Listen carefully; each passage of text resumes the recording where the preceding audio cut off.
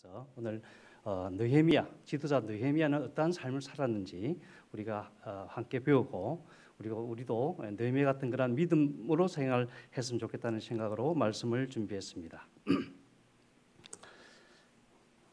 오늘 느헤미야 1장부터 13장까지 한 권의 책을 요약하는 시간이라고 생각이 들고 느헤미야에 대해서 한번 또 집에 가서 읽어보시면 좋겠습니다. 느헤미야 1장 1절 히가랴의 아들 느헤미야의 말이라.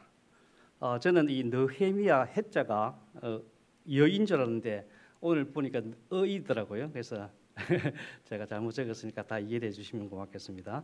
느헤미야의 말이라. 아닥사스다 왕 제20년 기슬로르에 내가 수상궁에 있더니, 여기 보면 이제 시대가 어떤 시대냐면은 메데 페르시아 시대죠. 그 페르시아 시대에 유명한 왕 네 사람 정도는 우리가 알고 있으면 좋습니다. 그 왕 이름이 고레스 왕, 그 다음에 누구죠? 다리오 왕, 그 다음에 우리가 에스더에 나오는 아에스오르, 크세르크세스, 똑같은 이야기죠. 똑같은 이야기인데 그 다음에 아닥사스다 왕, 여기 느헤미야는 네 임금이 있는데 페르시아 왕입니다. 그래서 성경에 자주 나오는 왕들이니까 기억을 하면 좋을 것 같습니다.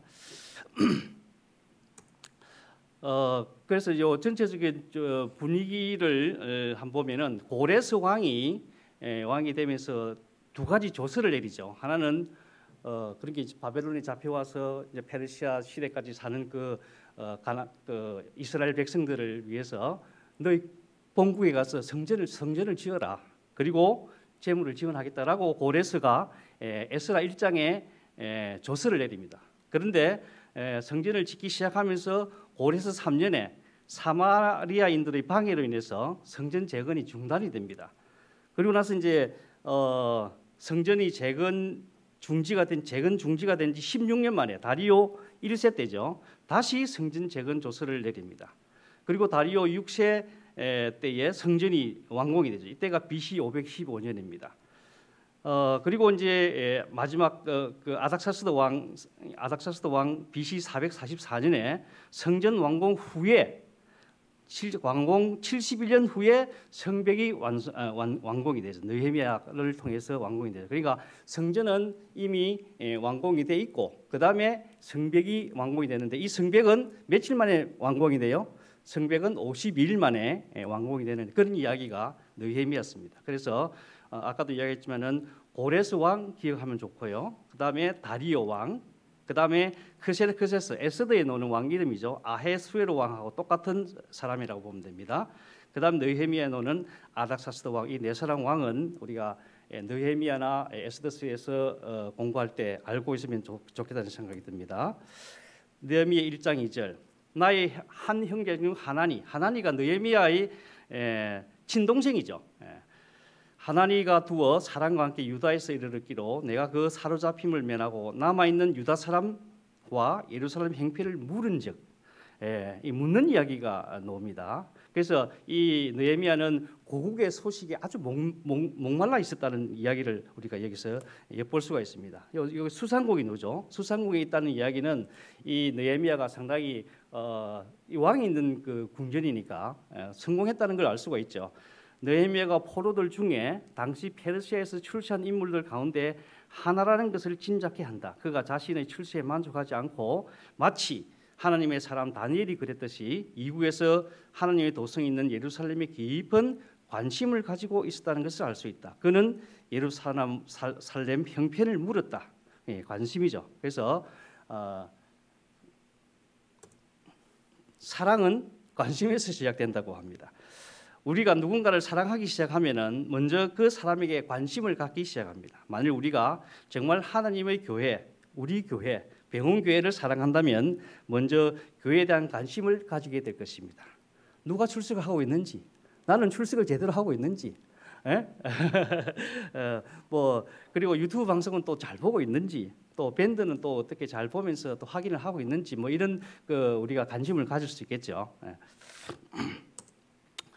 1장 3절 저희가 내게 이르러 사로잡힘을 면하고 남은 자가 그 도에서 큰 환난을 만나고 능력을 받음 예루살렘 성은 회파되고 성문들은 소화되었다 하는지라. 그러니까 성전이 완공이 된 다음에 한참 뒤에 또 성벽이 되는데 이 성전도 지금 뭔가 회파되었다는 걸 알 수가 있죠. 뭔가 가슴 아픈 그런 이야기라고 생각이 듭니다. 예루살렘이 처참한 모습을 보여주고 있습니다. 백성은 능욕을 당하고 예루살렘은 파괴되고 성문은 불타버렸다는 것이다. 언제나 그렇듯 부흥과 개혁은 참된 진단에서 시작된다. 환자가 진찰과 진단을 받지 않고 수술을 할 수 없듯이 무너진 것을 수보하기 위해서 정확한 인식과 성찰이 필요하다. 그렇다면 우리 교회, 병원교회, 부산 병원교회는 36 부산 병원교회는 어떤 형편인지 깊이 한번 살펴볼까요? 뭘 보면 알 수 있을까요? 한재영 지사님, 우리 36 부산 병원교회 형편을 알려면 뭘 보면 알 수 있을까요? 예? 출석, 그렇죠. 저랑 통하네요. 그래서 제가 출석표를 5월달, 6월달을 제가 쭉 체크를 해봤는데 5월 평균은 화요일 날 31명, 금요일 날 35명, 안식일 예배 80명. 이때는 5월 신앙 부흥했기 때문에 화요일, 금요일 좀 인원이 조금 출석이 좀 많은 것 같아요. 그러나 6월달에는 화요일 24명. 이게 코로나 이전에는 주로 30명 내지 40명은 참석했죠. 그리고 금요일 예배는 29명. 40명에서 50명 정도는 금요일 예배를 참석했습니다. 안식일 예배 평균 90명. 원래는 한 110명에서 120명 우리가 정도는 참석했지 않습니까? 그래서 사실은 우리가 사회생활을 하면서 일주일에 한 번 어떤 모임에 참석한다는 것이 사실 보통이 아닙니다. 한 번 교회에 온다는 것이 보통이 아니에요. 미국에서는 사실은 예배를 어떻게 드립니까? 일주일에 한 번만 드리잖아요. 그러니까 우리는 3일에 드리니까 우리나라의 믿음이 아직까지는 살아있다는 뜻입니다. 그러나 또 우리 한국 교회를 또 비교해야 되니까 이왕 우리가 정규 예배라고 한다면 화요일, 금요일, 안식일을 정규 예배라고 하지 않습니까? 그래서 안식일 날은 잘 노는데 저녁 예배는 잘 안 논다는 걸 여기서 알 수가 있습니다. 이것이 이제 우리가 진단을 해야 되기 때문에 어떻게 하면 우리가 좀 저녁 예배 좀 잘 참석할 수 있을까 한번 기도를 해야 되겠다고 생각이 듭니다. 1장 4절 내가 이 말을 듣고 앉아서 울고 수일 동안 슬퍼하며 하늘의 하나님 앞에 금식하며 기도하여 슬퍼하며 울었다는 거죠. 슬퍼하며 울었다. 예루살렘의 상처는 그의 상처였고 그 백성의 고통은 그의 고통이었다. 그렇다면 나는 어떤가? 종종 우리는 교회와 때로는 교단을 향해 불평하고 비판하지만 정작 느헤미야처럼 울며 슬퍼하며 기도하지 않는다. 교회를 향한 진정한 사랑과 바른 관심이 없기 때문이다. 오늘 우리 안에 하나님의 교회를 향한 진정한 관심이 수호해야 된다. 무너진 것은 교회의 울타리가 아니고 어쩌면 우리의 관심이라는 생각이 든다. 그래서 우리가 교회에 관심을 많이 가져야 되겠다는 생각이 듭니다. 자, 한번 예를 한번 들어보겠습니다. 어느 가게에서 일하는 종업원 아가씨가 있었다. 그녀는 업무가 마치는 시간이 가까우면 시계를 보면서 퇴근 시간을 기다렸다. 일하는 것도 그렇게 즐거워 보이지 않았다. 그러던 그녀가 언제부터인가 아주 적극적으로 일하면서 퇴근 시간이 지나도 남아서 기쁘게 일을 하였다. 그리고 매사에 관심을 가지고 가게를 돌보는 것이 아닌가. 그래서 알아보았더니 그 아가씨가 주인 총각과 결혼해서 가게 주인이 된 것이다. 교회는 손님이 아닌 주인들이 필요하다. 주인의 가장 분명한 특징은 관심이다. 관심은 사랑의 증거이기 때문이다. 그래서 이 이야기를 제가 다른 버전으로 한번 바꿔볼게요. 저녁 예배 시간이 가까우기 시작했다. 집에서 유튜브로 예배를 드릴까? 교회 갈까? 고민이 된다. 교회 다니는 게 그렇게 즐겁지가 않다. 그런데 언제부터인가 저녁 예배와 안식일 예배에 열심히 출석할 뿐 아니라 교회 다니는 것이 즐거워 보인다. 예수님과 결혼해서 교회의 주인이 된 것이다. 그렇죠? 십자가의 사랑. 예수님과 결혼하면은 오라 알아 말할 필요가 없는 거예요. 그냥 자동적으로 오는 겁니다. 그렇죠? 사랑하면 오는 겁니다. 관심. 나는 내가 섬기는 교회에 얼마만큼이나 관심을 가지고 있는가? 나는 교회의 문제나 같은 성도를 위해 밤을 새우면서 기도해 본 적이 있는가? 느헤미야 2장입니다. 무너진 비전을 회복하라.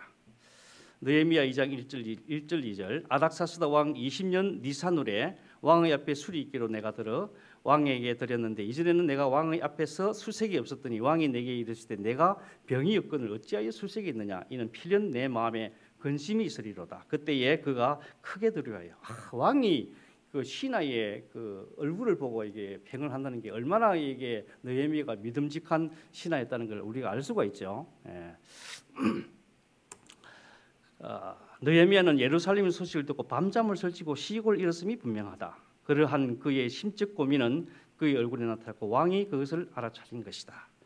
그리고 이제 왕에게 건의를 하죠. 왕에게 고하되 왕이 만일 절겨하시고 종이 왕의 목전에서 은혜를 얻어 사오면 나를 유다 땅 나의 열조의 묘실 있는 성읍에 보내어 그 성을 중건하게 하옵소서 하였는데 그래서 이제 여기서 이제 이런 이야기를 볼 때 이제 지도자 상이 나오는 거죠. 꿈꾸는 지도자. 꿈꾸는 지도자는 뭐가 감당해야 되면 희생을 감당해야 돼요. 그는 꿈꾸는 지도자일 뿐 아니라 그 꿈을 위해 기꺼이 대가를 지불할 줄 아는 사람이었다. 안락한 수상공을 떠나 온갖 반대와 위험인 도산인 예루살렘을 선택한 것이다. 우리는 느헤미야처럼 교회의 무너진 것을 수부하기 위해 자신의 안락함을 희생할 수 있는 사람들인가? 요 집사님 희생할 수 있겠습니까? 아멘 해야 됩니다. 그때는. 일단 아멘 하고 예. 꿈꾸는 지도자는 희생을 각오를 해야 된다는 사실을 우리가 기억을 해야 될 것 같습니다. 느헤미야 2장 10절 호른 사람 산발락과 종되었던 암몬 사람 도비야가 이스라엘 자손을 흥하게 하려는 사람이 왔담을 듣고 심히 근심하더라. 복음의 영향력이죠. 느헤미야가 예루살렘에 들어왔다는 소식은 원수들에게 큰 근심의 이유가 되었다. 여기서 우리는 느헤미야의 영향력을 읽는다. 영혼의 원수가 우리 각자에 대해 어떤 평가를 내렸을 것인가. 오늘날 교회의 가장 큰 문제는 복음적 영향력을 신속히 잃어가고 있는 것이다. 한 사람의 그리스도인이 이사를 가면 그 지역의 모든 악한 영들이 근심할 수밖에 없는 사람이 되어야 하지 않겠는가. 한재영 지사님 그렇습니까? 예, 아멘. 2장 17절입니다. 후에 저희에게 이르기를 우리의 당한 공경은 너희도 목도하는 바라. 예루살렘이 황무하고 성문이 소화되었으니 자 예루살렘 성을 중건하여 다시 수치를 받지 말자. 이제 느헤미야가 이제 드디어 이제 비전을 제시합니다. 느헤미야는 비전 메이커였다. 현실은 불평의 대상이 아니라 반드시 비전을 향한 디딤돌이 되어야 한다. 불평하고 비판하는 사람은 비전 메이커가 될 수 없다. 느헤미야처럼 주도 면밀하게 살피고 백성들에게 꿈을 이렇게 세우는 사람이 되었으면 좋겠다. 기도하고 설교만 하는 것이 아니라 확고하고 열렬한 목적을 가지고 그들의 기도와 설교를 뒷받침하는 사람들이 필요합니다. 그런 사람들이 되기를 간절히 바랍니다. 비전 메이커 느헤미야의 노력에 따른 성공은 기도와 믿음 그리고 현명하고 힘찬 행동들이 무엇을 성취한 걸 보여준다. 그러한 지도자가 나타내는 정신은 신자들이 큰 호응을 얻을 것이다. 이 시대의 세상을 시험하는 엄숙하고 중대한 진리를 믿는다고 공언하는 지도자들이 만약 하나님 나라에 서도록 백성을 준비시키는 열정을 나타내지 않는다면 교회는 필연 부주의하고 나태하고 쾌락을 사랑하는 교회가 될 수밖에 없다. 제등교회 성경 주석에 있는 말씀입니다. 나는 교회에서 불평자인가 비전 메이커인가 한번 생각해 보시기 바랍니다. 느헤미야 3장입니다. 무너진 연합 전선을 회복하라. 그러니까 이제 성벽을 세우는데 이제 각자가 맡은 역할이 있는 거예요. 넌 여기서까지 성벽을 지우고 여기서까지 성벽을 지우고 해서 연합해서 이렇게 성벽을 세우는 장면을 우리가 볼 수가 있죠. 때에 대제사장 엘리야삽이 그 형제 제사장과 함께 일어나 양문을 건축하여 성벽하고 문짝을 달고 또 성벽을 건축하여 함대아 망대에서부터 하나넬 망대까지 성벽. 제일 처음에 지은 게 뭐냐면 양문입니다. 양문이 뭐냐면은 그들은 제일 먼저 양문을 건축하였다. 양문은 제사 드릴 목적으로 제물들을 위해 구별된 문이다. 그러니까 예배드리는 거라고 볼 수가 있죠. 가장 먼저 양문을 건축하는 일은 우리 삶에 무엇이 우선되어야 하는가를 보여주는 단적으로 보여주는 예다. 그다음 느헤미야 3장 5절입니다. 그다음은 드고아 사람들이 중수하였으나 그 귀족들은 그 주의 역사에 담붙지 아니하였습니다. 담붙지 아니 일하지 않았다 이 말이죠. 드고아의 귀족은 어떤 사람들이냐면은 언제나 그런 사람들이 있었습니다. 이유는 분명치 않으나 드고아의 귀족들은 공사 책임자들에게 협조하지 않았다. 교회 일을 함에 있어서 사람을 가리는 사람, 자기가 역할을 맡지 않으며 협조하지 않고 자기에게 도를 영광을 기대하는 사람은 드고아의 귀족들과 같은 사람들이다. 언제나 그런 사람들은 연합의 방해꾼이다. 이런 사람들 되면 안 되겠죠. 자, 느헤미야 3장 10절. 하루밥 아들 여다야는 자기 집과 마주 대한 곳을 중수하였고, 자기 집 앞에 있는 이제 그 성벽을 짓는다는 이야기고, 그다음은 딸들도 중수했고 힘이 약한 딸들도 중수했고 그다음에 분문이라는 게 이제 쓰레기 배설물을 이렇게 내보내는 그런 문이라고 합니다. 분문은 말기야가 또 담당을 했고 그러니까 힘든 일, 뭐 또 힘이 적게 드는 일, 자기 앞에 있는 일 이렇게 각각 연합해서 일을 했다는 것입니다. 그래서 연합을 해서 성벽을 쌓는 장면을 볼 수가 있다는 겁니다. 아무리 느헤미야가 유능한 지도자라고 할지라도 혼자서는 할 수 없는 일이다. 아주 짧은 시간에 무너진 성이 회복된 까닭은 연합의 힘이었다. 먼저 힘이 약한 자들은 최소한의 자기 집 앞, 자기 능력에 맞게 책임졌고 레갑의 아들 말기야는 남들이 싫어하는 분문, 쓰레기나 배설물을 내어가는 문이라고 합니다. 분문을 기꺼이 건축하였다. 심지어 살룸의 딸도 자신들의 목을 감당함으로 예루살렘은 다시 재건되었다. 연합해서 성벽을 재건했다는 걸 우리가 알 수가 있습니다. 교회의 연합을 위해서 내가 할 수 있는 일은 무엇인가? 내가 이 교회가 좀 잘 되기 위해서 내가 좀 도움이 되는 일은 무엇인가 한번 생각하는 저녁이 됐으면 좋겠습니다. 느헤미야 4장 무너진 열정을 회복하라. 자, 산발랏과 도비야가 아주 그 성벽을 짓는 이스라엘 백성들에 대해서 비웃죠. 산발랏이 분노하여 유다 사람을 비웃으며 또 암몬 사람 도비야는 여호가 올라가도 곧 무너지리라. 아주 비웃고 있습니다. 그러니까 뭔가 하나님이 일을 하는 데는 반드시 이런 사람도 있다는 거죠. 그래서 그러함에도 불구하고 열정이 있는 사람은 이겨낼 수 있다는 겁니다. 느헤미야는 열정의 사람이었다. 위기에 직면했을 때 우리에게 필요한 것은 포기하는 열정이다. 원수 마귀는 하나님의 교회에서 많은 것을 시도해 보도록 방임하지만 그러나 또한 속기 포기하도록 유도한다. 그리고 해본이 되는 것도 없고 별로 효과도 없다고 속단하게 된다. 반대에 직면했을 때 나는 어떤 부류의 사람인가? 반대자들은 의지를 꺾는 일을 제일 먼저 한다. 그것을 꺾는 방법은 여러 가지다. 조롱, 비아냥, 나아가서는 적극적 반대이다. 산발랏과 도비야는 유다인들이 성을 재건하기 시작하자 온갖 모욕과 조롱으로 그들이 일을 계속 못하도록 방해하였다. 진리의 사업에 종사하는 사람들은 원수들의 분노를 사지 않고는 일을 할 수 없다는 것을 발견할 것이다. 비록 그들이 종사하는 일에 하나님은 부르심을 받았고 그들의 사업 방침도 하나님 신을 받다 할지라도 조롱과 비난을 피할 수 없다. 하나님 일을 하는 데는 뭔가 이제 각오를 해야 된다는 그런 말씀이라는 생각이 듭니다. 그들은 몽상가니 믿을 수 없는 사람이라더니 강교하다더니 외식하는 자라더니 등 온갖 욕을 다 들을 것이다. 요컨대 대적들이 자기들의 목적에 맞는 말은 어떤 말이든 서슴지 않을 것이다. 멸시와 조롱은 인간의 성정에는 참으로 고통스러운 것이지만 하나님을 참되게 섬기는 사람들은 그것을 견뎌내야 된다. 이런 식으로 해서 사람들은 하나님이 맡기신 일에 돌아서게 하는 것이 사단의 계획이다. 재림교 성경 주석에 있는 말씀입니다. 느헤미야 4장 13절 14절입니다. 그래서 이제 내가 성 뒤에 낮고 넓은 곳에 백성으로 그 종족을 따라 칼과 창과 활과를 가지고 서게 하고 내가 돌아본 적이 일어나서 귀인들과 민장과 남은 백성에 구하기를 너희는 저희를 두려워 말고 지극히 크고 두려우신 주를 기억하고 너희 형제와 자녀와 아내와 집을 위하여 싸우라 하였다. 그러니까 이제 성벽을 세우는데 굉장히 사마리아인들이 방해를 하잖아요. 방해를 하니까 항상 한 손에는 일을 하고 한 손에는 칼을 쥐고 있고 이런 식이죠. 이런 유다 백성들에게 일단은 두려워하지 말고 주를 기억하고 싸우라고 권면을 하고 있습니다. 느헤미야에 대해서는 원수와 반대의 억압 속에서 열정의 사람 느헤미야가 백성들에게 한 당부 3가지는 두려워 말라, 하나님을 기억하라, 싸우라. 두려움이라는 헛개비를 통하여 하나님의 백성들이 그들의 사역을 포기하도록 한다. 열정의 사람에게는 열이 있다. 저도 열이 있습니다. 인열입니다. 그래서 사람들은 종종 난처한 일이 생기면 열받는다고 말한다. 그러나 열이라고 다 나쁜 것은 아니다. 뜨거운 마음을 열심이라고 하고 정신이 뜨거운 것을 열정이라고 한다. 열심이 있고 열정적인 사람이 좋습니다. 매사에 열정적인 사람을 보면 감동을 받습니다. 저 스코틀랜드의 존 낙스 같은 사람은 바로 그 열정의 사람입니다. 그는 하나님에게 하나님 저에게 스코틀랜드를 주십시오. 그렇지 않으면 차라리 죽음을 주십시오라고 기도했다. 열정이 없으면 우리는 하나님 일을 할 수 없다. 하나님은 미지근한 것을 싫어하신다. 하나님이 주로 사용하는 도구들은 열정의 사람들이다. 모세, 엘리야, 침례 요한, 바울 그들은 열심히 특심한 사람들이라고 했습니다. 열은 힘이요 추진력이다. 이 세상에 예수님보다 열정적으로 산 사람은 없다. 예수님에게 집중된 사람은 뜨거워졌다. 엠마오의 2 제자가 그랬다. 그들의 가슴은 뜨거워져서 예루살렘으로 올라갔다. 열정이 없어서 근심하고 고민한 적이 있습니까? 나는 어떤 사람인가 묻고 있습니다. 나는 어떤 사람의 그리스도인가 묻고 있습니다. 이제 느헤미야 5장으로 넘어왔습니다. 자, 이런 말이 있습니다. 오늘날 우리 주위에서 지배자들은 많이 보지만 지도자는 찾아보기 힘든 시대에 산다.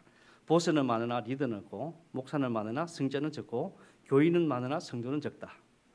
세상에 교회가 능력을 발휘하려면 어떤 지도자가 되려고 하는가?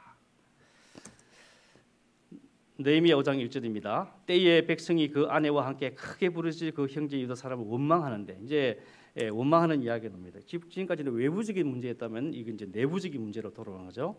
사장이 외적인 문제를 다루는 장이라면 이제 배울 5장은 우리의 내부적에 대한 연구이다. 언제나 그런 것처럼 사실 외부의 문제보다 내부의 문제는 항상 심각하고 크다. 그리고 다루기도 힘이 든다. 문제가 생길 때 우리 자신은 우리 안에 무엇이 문제인가를 살펴야 한다. 이 내부적 원망의 이유는 세 가지죠. 인구가 급증하고 세금이 무겁고 흉년이 들고 이 힘든 고역으로 삶이 말이 아니었다. 그러나 민장들과 귀족들은 그 어려운 백성을 대상으로 고리 대금을 하였다. 과연 누가 이스라엘이 지겠는가? 느헤미야의 대답. 분노가 폭발로 이어지느냐 설득으로 이어지느냐 엄청난 차이를 가져온다. 폭발하는 분노는 사단으로부터 오고 설득으로 이어지는 분노는 하늘로부터 온다.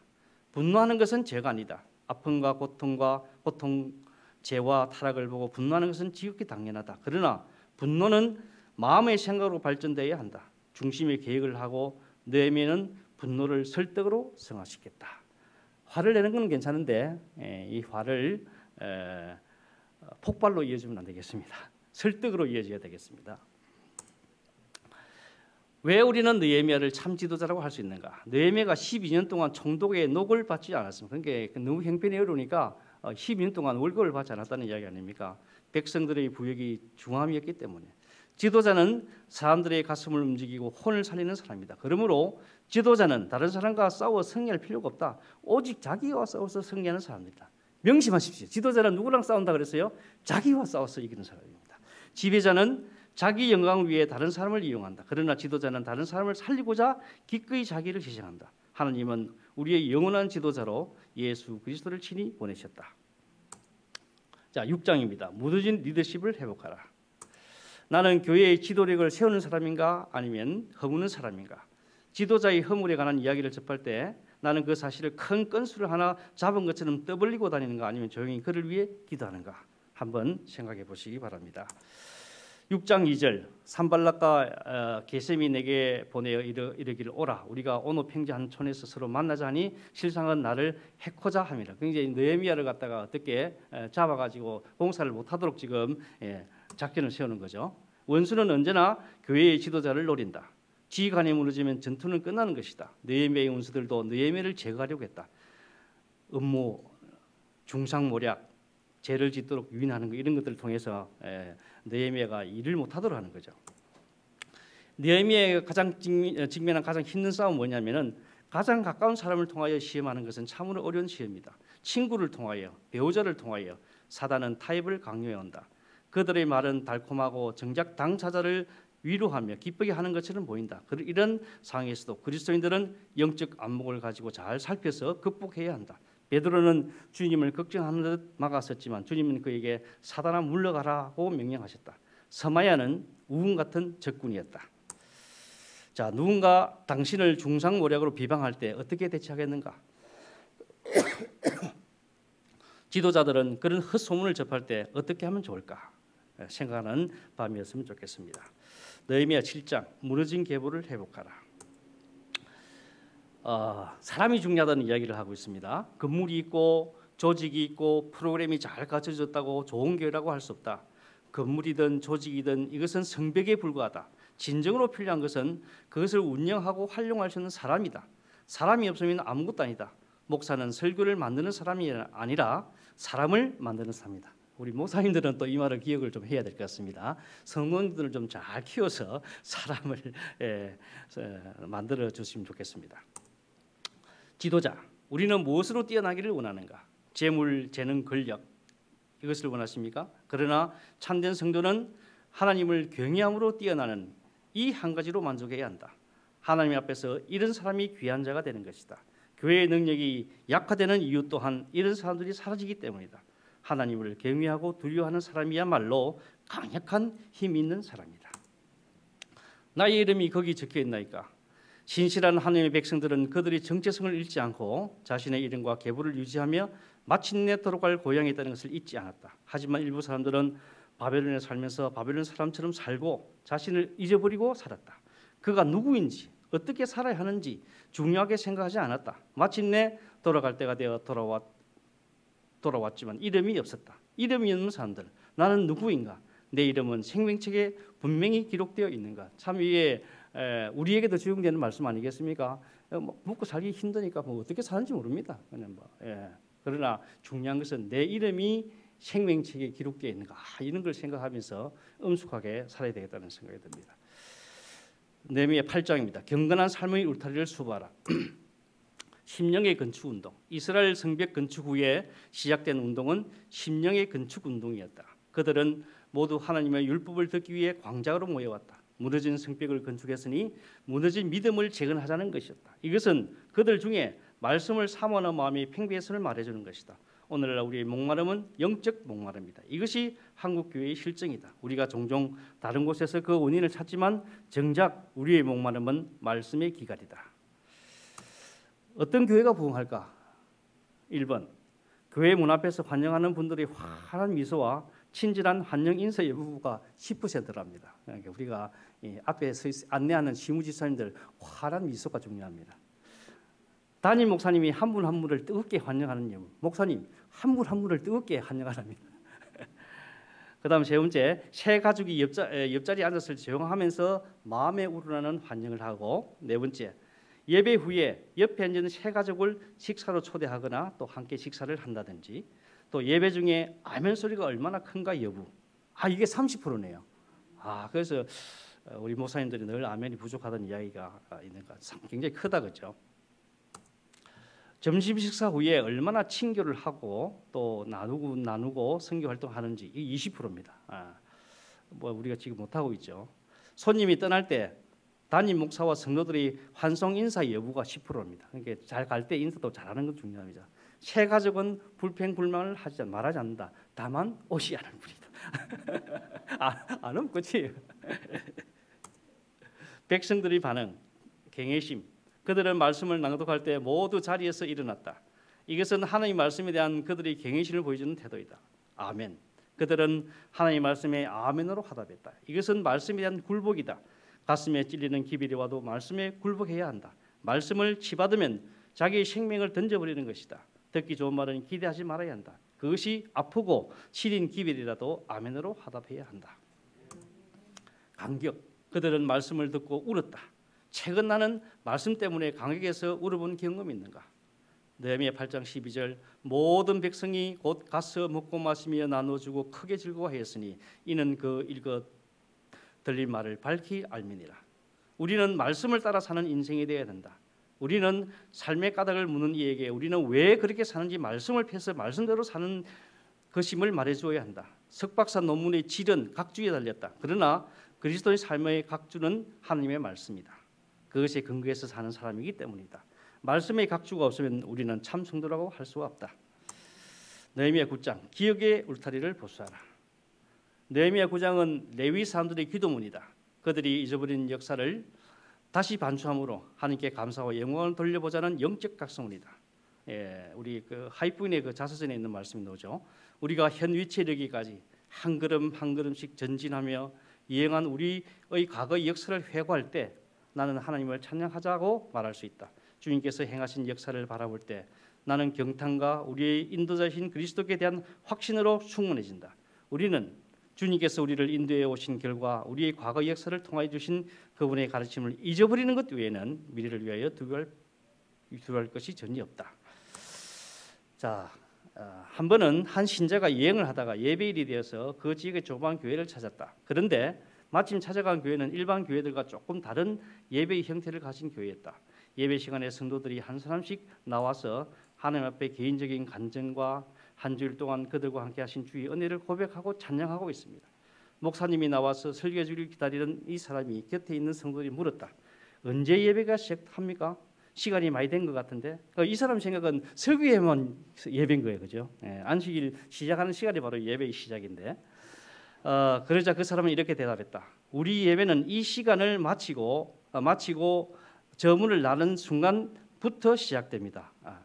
우리 예배는 이 시간을 마치고 저문을 나서는 순간부터 시작됩니다.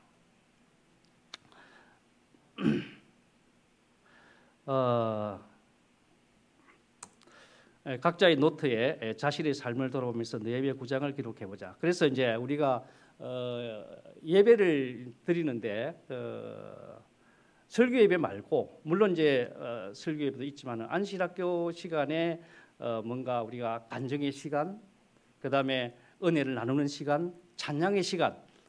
그래서 저 나름대로 안식학교를 운영할 때 이 세 가지를 하려고 굉장히 노력했어요. 그래서 자의반 타의반 시간도 마련해서 인위적으로 와서 은혜를 고백하도록 너무 무서워해서 그냥 하다가 그만뒀지만은 은혜를 나누려고 하다 보니까 안 오니까 그래서 불러낸 거 아닙니까? 그래도 이제 억지라도 하면 또 은혜를 다 또 이야기를 또 해요. 그래서 이제 그러면 교회가 분위기가 뜨거워지고 또 좋아지고 그렇죠. 그래서 이러한 그 예배가 안식학교의 특히 분위기가 간증을 개인의 간증이 굉장히 중요하잖아요. 침례받은 분들 그리고 또 자기가 은혜를 받은 이야기를 또 나누는 것도 중요합니다. 찬양도 중요하고 이런 시간들이 어우러지는 시간이 아주 중요하다는 생각이 듭니다. 느헤미야 10장 그 이름에 합당한 삶, 그 이름에 알맞는 삶을 사는 것이 바른 삶이다. 여기 84명의 인친자들의 명단이 기록되었다. 그들은 인을 치고 그 이름에 합당한 삶을 살기로 약속하였다. 우리는 모두 인친자들이다. 그리고 친례로서 주님께 언약한 자들이다. 나는 과연 친례 때 한 약속을 성실히 준행하며 사는가? 인친자들과 백성들이 하나님 앞에서 한 명세 세 가지죠. 이방인과 혼인하지 않을 것임, 안식일을 성수할 것임, 정한 예물을 드릴 것임. 자, 그다음에 이제 11장입니다. 백성들의 두목은 예루살렘에 머물렀고 그 남은 백성은 제비 뽑아 10분의 1은 거룩한 성 예루살렘에 거하고 그 9분은 10분의 9죠. 다른 성읍에 거하게 하였으며 무릇 예루살렘에 거하기를 자원하는 자는 백성들이 위하여 복을 빌었느니라. 이 자원하는 믿음이 굉장히 중요한 자원하는 것. 그래서 성도의 유행이 세 가지가 있답니다. 공작새행. 남들에게 보이기 위해서 쫙 펼쳐지고 그다음에는 쫙 접어버리고 그죠. 공작새행. 스펀지 꽉 째자야 물이 노는 거죠. 스펀지형. 벌집형. 은혜가 넘쳐서 마침내 다른 이들에게 자원해야 사랑을 나누는 사람들. 우리 모두 벌집형 성도들이 되기를 간절히 바랍니다. 누가 최고가 될 수 있는가에 대한 관한 이야기. 머리 좋은 사람이 노력하는 사람을 따를 수 없고 노력하는 사람은 좋아서 하는 사람을 따를 수 없고 좋아서 하는 사람도 따를 수 없는 사람이 있는데 그 일에 미친 사람이다. 그렇다면 하나님 일에 좀 미치지 않겠습니까? 예. 나는 교회에 헌신할 때 어떤 유행의 사람인가? 봉사하는 것들이 아무런 보상을 받지 못할 때라도 섭섭하거나 서운하지는 않습니까? 예. 자, 느헤미야 12장입니다. 즐거움과 기쁨을 회복하라. 성벽 낙성식. 느헤미야는 눈물로 시작해서 환희로 막을 내린다. 1장에서 느헤미야는 예루살렘의 소식을 듣고 슬퍼서 울고 혈색이 변할 정도로 근심하였다. 그러나 이제 온갖 어려움을 극복하고 마침내 성벽 낙성식을 통하여 즐거워하고 기뻐한다. 과연 우리 교회는 한희와 축제의 기쁨을 만끽할 준비가 되어 있는가?